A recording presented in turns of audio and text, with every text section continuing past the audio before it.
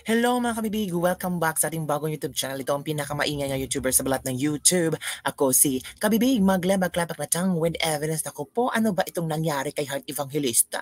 Pinutakti ng mga bashers after siya na nagkaroon ng live, tapos sinagot niya ang question ng isang netizen tungkol sa holiday.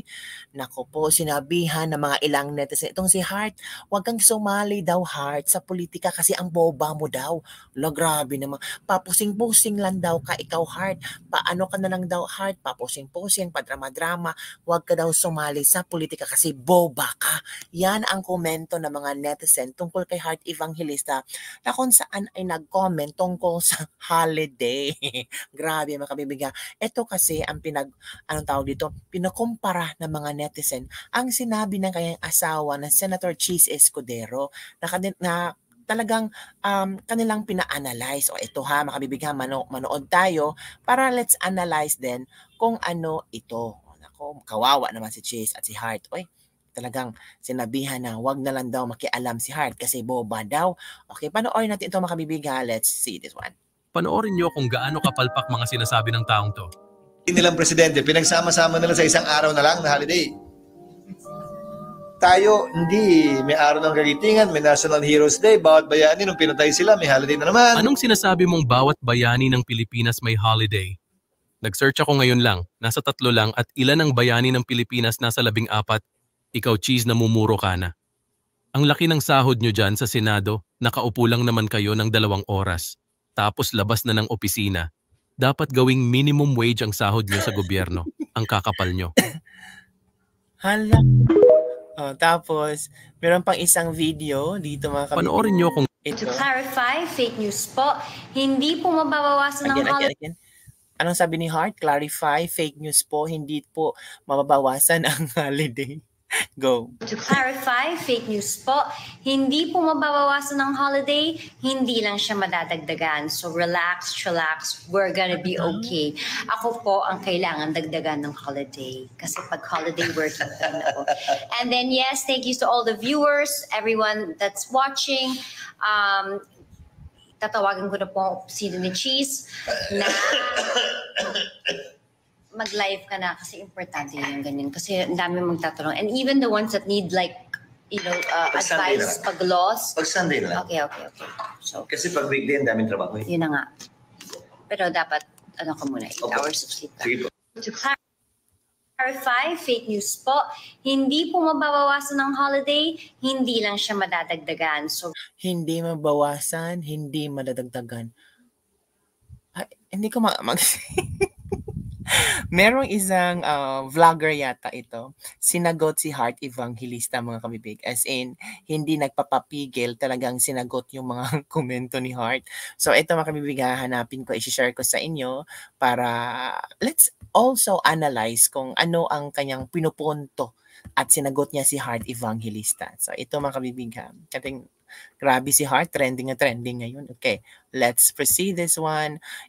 Dapat sa sinusuportahan nating mga manggagawa, ako yung kinakabahan sa iyo, Idol Heart Evangelista. Go. Dahil sa pag-iingay natin, sumagot mismo si Heart Evangelista para ipagtanggol si Cheese Escudero.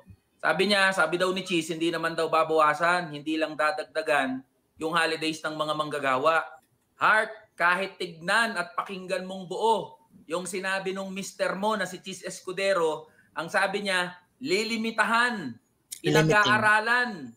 Yan tungkol sa holiday na ini-enjoy ng mga manggagawa. Ano pa bang ibig sabihin nun? Ano pang mas lilinaw doon? Gustong pakialaman ni Cheese Escudero at ng mga senador yung holidays. Kaya mali ang mister mo, tsaka yung mga senador na sumusuporta sa walang kwenta na panukala na yan. Kung talagang concerned si Cheese at yung mga senador sa competitiveness at productivity ng mga manggagawa, huwag niyong pagdiskitahan yung holidays. Alam niyo ang dapat na gawin? Itaas niyo yung sahod ng mga manggagawa. Tama. Buwagin niyo yung provincial rate, ipantay yung minimum wage. Correct. NCR, Luzon, Visayas at Mindanao. Tiyakin niyo yung humane conditions of work. Gawin makatao yung mga lugar kung saan nagtatrabaho yung mga manggagawa. Tapos yung mga kontraktual, kasama na yung mga nandun sa agency, tiyakin na maging regular. Maibigay yung dapat na benepisyo na natatanggap nila. If the workers have more income to spend, if they are getting their benefits, and if there are humane conditions of work, then the workers will be happy. Correct. If the workers are happy, then the workplaces will be happy also. If the workers and workplaces are happy, then it will translate to more productivity and competitiveness of our workers. Yan dapat ang iniisip ni Cheese Escudero at ng mga senador. Kaya Miss Hart, salamat at napanood niyo yung video ko. Napanood niyo yung pag-iingay ng mga manggagawa. Pakisabi po sa mister nyo na si Cheese Escudero, huwag niya nang pagdiskitahan yung holidays. Maraming issue na dapat pagtuunan, lalong-lalo na sa buhay ng mga manggagawa. Tama naman ang punto niya, no? Hindi yung puro holiday na lang. Tama naman ang sinabi ni Che sa limitahan, di ba? So, paano na ngayon? Nagkagulo na tungkol sa holiday. Which is, kailangan ba talaga na pag-usapan ang holiday, na limitahan ang holiday ng Pilipino? Ang mga Pilipino nga, pag holiday, sobrang happy. Kasi it is the additional time for their family. Diba? Additional time for them to relax. Kasi alam mo naman, from morning until afternoon, meron pang night shift pa nga nagtatrabaho. Diba? So dapat tama itong sinabi ng taong ito. Workplace, tingnan ng gobyerno ang workplace ng ating mga empleyado. Tamang sahod. Tama nga, yung regional nga, anong tawag dito? Yung sahuran from Luzon, Visayas at Mindanao. Dapat equal na yan. Kasi lahat naman tayo nagtrabaho. Diba? Kung ano ang ginawang trabaho sa Luzon, ganoon din ang ginawa ang trabaho sa Mindanao.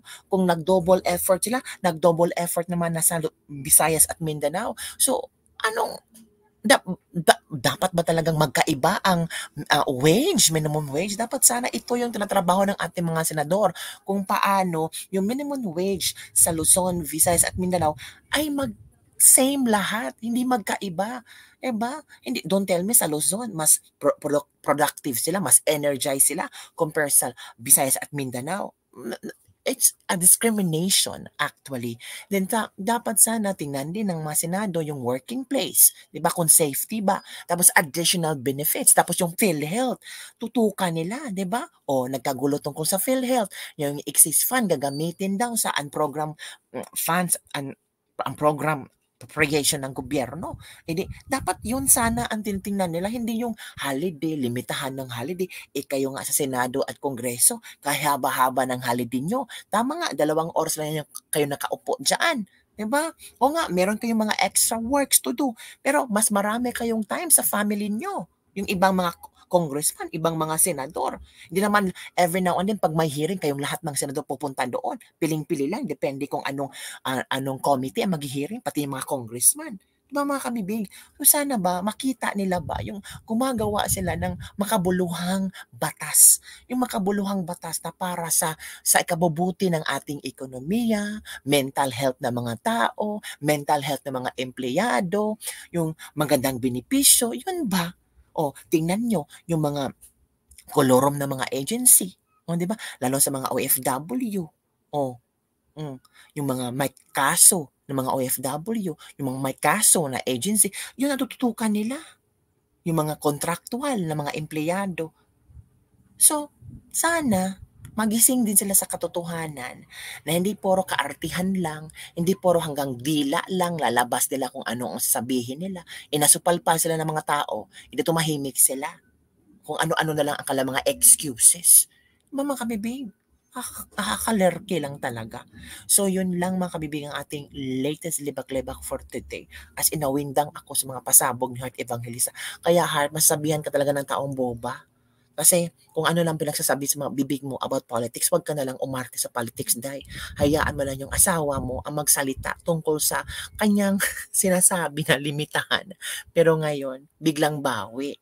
Nakaka-lurky kayo. Yun lang makabibig ang ating latest libak-libak for today. Don't forget to like, subscribe, and share this video. Bye everyone. See you next time.